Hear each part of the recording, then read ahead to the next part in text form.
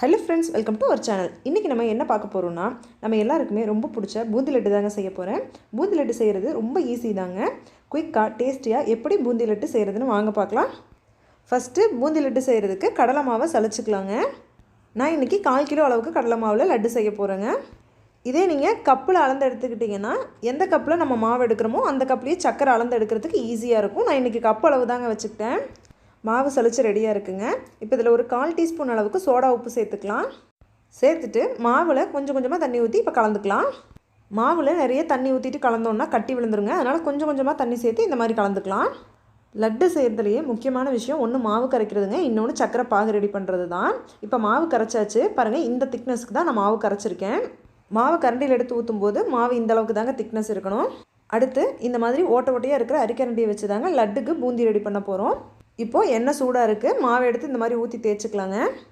எண்ணெய் ரொம்பவும் சூடாக இருக்கக்கூடாது, ரொம்ப லோ ஃப்ளேம்லேயும் இருந்துடக்கூடாதுங்க. மாவு நீங்கள் ஒரு ட்ராப் விட்டு பார்த்தீங்கன்னா போட்டதும் மேலே எலும்பி வரணும். அந்தளவுக்கு ஹீட் இருந்தால் கரெக்டாக இருக்குங்க. அதே மாதிரி பூந்தி தேய்ச்சி விட்டு ஒரு 2 திருப்பினதுமே எடுத்துடணுங்க. ரொம்ப முருக விட்டு எடுத்தோம்னா மிக்சர் மாதிரி மொறுமொறுன்னு ஆகிடும். லட்டுக்கு கொஞ்சம் நொதக்குன்னு இருக்கிற மாதிரி இருந்தால் தாங்க கரெக்டாக இருக்கும். அவ்வளோதான் பாருங்கள், போட்டு கொஞ்சம் நேரத்துலேயே நுரையெல்லாம் ஸ்டாப் ஆகிடுச்சு. இப்போ இதை எடுத்துடலாம். உங்களுக்கு லட்டு பார்க்குறதுக்கு நல்ல மஞ்சள் கலராக வேணும் அப்படின்னா ஃபுட் கலர் சேர்த்துக்கோங்க. நான் இன்றைக்கி சேர்க்காம தான் செஞ்சுருக்கேன். இதே மாதிரி மீதி இருக்கிற மாவு எல்லாத்தையுமே பூந்தியாக போட்டு எடுத்துக்கலாங்க. பாருங்கள், இந்த மாதிரி பொரிச்சு எடுத்த பூந்தியை கையில் நசுக்கி பார்த்தோன்னா ரப்பர் மாதிரி இருக்கணுங்க. அதுதான் லட்டு பிடிக்கிறதுக்கு கரெக்டாக இருக்கும். இப்போது பூந்தி எல்லாத்தையும் போட்டு எடுத்தாச்சுங்க. பாருங்கள், பார்க்கவே முத்து முத்தாக எவ்வளோ அழகாக இருக்குன்னு. அடுத்து இதுக்கு நம்ம சக்கரை பாகு காய்ச்சிடலாங்க. பாகு காய்ச்சறதுக்கு எந்த கப்பில் மாவு எடுத்தணும் அதே கப்பில் 1/2 கப் அளவுக்கு சக்கரை எடுத்துருக்குறேங்க. 1/2 கப் சர்க்கரைக்கு 1 கப் அளவுக்கு தண்ணி சேர்த்துருக்குறேங்க. இந்த அளவுகளில் நான் பாகு காய்ச்சும் போது கொஞ்சம் பாகு ஜாஸ்தியாகவே இருந்ததுங்க. அதனால் நீங்கள் கொஞ்சம் குறைவாகவே சேர்த்துக்கோங்க. சேர்த்துட்டு நல்லா கலந்து விட்டுட்டே இருக்கணுங்க. சக்கரை நல்லா கரைஞ்சி வரணும். அது வரைக்கும் நல்லா கலந்து விட்டுட்டே இருக்கணுங்க. இல்லைனா சக்கரை அடி பிடிச்சிரும். அதுக்கிடையில் லட்டுக்கு முந்திரி திராட்சை வறுத்துக்கலாங்க. முந்திரி திராட்சை வறுக்கிறதுக்காக வானலில் ஒரு 4-5 டேபிள் ஸ்பூன் அளவுக்கு நெய் சேர்த்துருக்குறேங்க. நெய் சூடானதும் ஒரு 10-15 முந்திரியை இந்த மாதிரி 1-2 உடச்சி வச்சுருக்குங்க. அதையும் சேர்த்துக்கலாம். சேர்த்துட்டு முந்திரியை நல்லா வறுத்துக்கலாங்க. முந்திரி லைட்டாக ப்ரௌன் கலரில் ஆக ஆரம்பிக்கும் போதே நம்ம எடுத்து வச்சுருக்கிற உலர்ந்த திராட்சையும் சேர்த்துக்கலாங்க. ஒரு 10-15 திராட்சை சேர்த்துருக்குங்க. சேர்த்துட்டு நல்லா வறுத்துட்டே இருந்தோம்னா அதுவும் பபிள்ஸ் மாதிரி உப்பி வருங்க. இந்த ஸ்டேஜில் அடுப்பு ஆஃப் பண்ணிக்கலாம். அதுக்கிடையில் சர்க்கரையுமே நல்லா கரைஞ்சி பாகு ரெடியாக ஆரம்பிச்சிருச்சுங்க.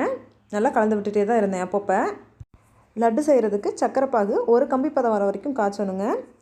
சக்கரை பாகு அதிகமாக கொதிக்க விட்டுட்டோன்னா லட்டு பிடிச்சதுக்கப்புறம் சக்கரை மாதிரியே இருக்குங்க. லட்டில் சாப்பிடும்போது நறுக்குன்னே இருக்கும். அதனால் அதை மட்டும் கொஞ்சம் பார்த்து எடுத்துக்கலாங்க. இப்போ இதில் ஒரு 1/2 டேபிள் ஸ்பூன் அளவுக்கு ஏலக்காய் பொடி சேர்த்துக்கிறேங்க. இதில் நான் ஏலக்காய் கூட சக்கரை சேர்த்து மிக்சியில் பவுடர் பண்ணி எடுத்து வச்சுருக்கேங்க. சேர்த்துட்டு நல்லா கலந்து விட்டுக்கலாங்க. இப்போது ஆல்மோஸ்ட் பாகு ரெடி ஆகிடுச்சுங்க. இந்த மாதிரி கரண்டியில் எடுத்து கையால் தொட்டு இப்படி விரித்து பார்த்தோன்னா ஒரு நூல் மாதிரி வருது பாருங்கள். அதுதாங்க ஒரு கம்பி பதம். இது கரெக்டாக இருக்குது. அடுப்பு ஆஃப் பண்ணிக்கலாம். நம்ம காய்ச்சி வச்சுருக்கிற பாகை இந்த பூந்தியில் சேர்த்துறதுக்கு முன்னாடி நான் ஒரு 2 கைப்பிடி அளவுக்கு பூந்தி எடுத்து வச்சுருக்கிறேங்க.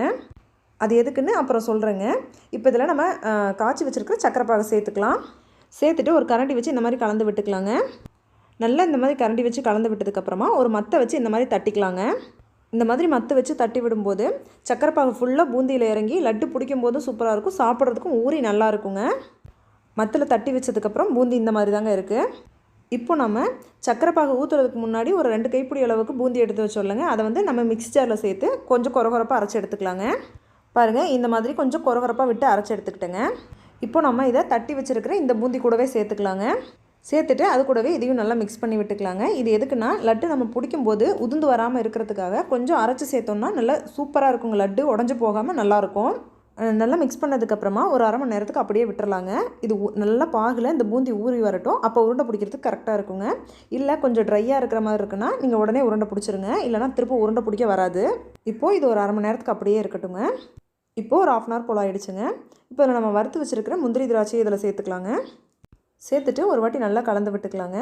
அப்போ தான் எல்லா லட்டுக்குமே முந்திரி திராட்சை எல்லாம் ஈவனாக வரும். உருண்டை பிடிக்கும்போது முந்திரி திராட்சை எல்லாத்தையுமே நல்லா மிக்ஸ் பண்ணியாச்சுங்க. பூந்தியுமே நல்லா சக்கரை பாகோட ஊறி வந்திருக்குங்க. இப்போ உருண்டை பிடிக்க ஸ்டார்ட் பண்ணிடலாம். உருண்டை பிடிக்கும்போது லைட்டாக அழுத்தி உருண்டை பிடிக்கணுங்க. அப்போ தான் உதிராமல் வரும். பாருங்கள், பார்க்கவே எவ்வளோ அழகாக இருக்குன்னு. இதே மாதிரி எல்லா உருண்டையும் உருட்டி எடுத்துக்கலாங்க. அவ்வளோதாங்க, எல்லா உருண்டையும் உருட்டி எடுத்தாச்சு. எனக்கு 1/4 கிலோ மாவுக்கு 41 உருண்டை வந்ததுங்க. நான் மீடியம் சைஸாக தான் பிடிச்சிருந்தேன். ரொம்ப பெருசாகவும் இல்லை, ரொம்ப சின்னதாகவும் இல்லை. இதே மாதிரி நீங்களும் செஞ்சு பாருங்கள். செஞ்சு பார்த்துட்டு எப்படி இருந்துச்சுன்னு கமெண்ட்ஸில் சொல்லுங்கள். தேங்க்யூ.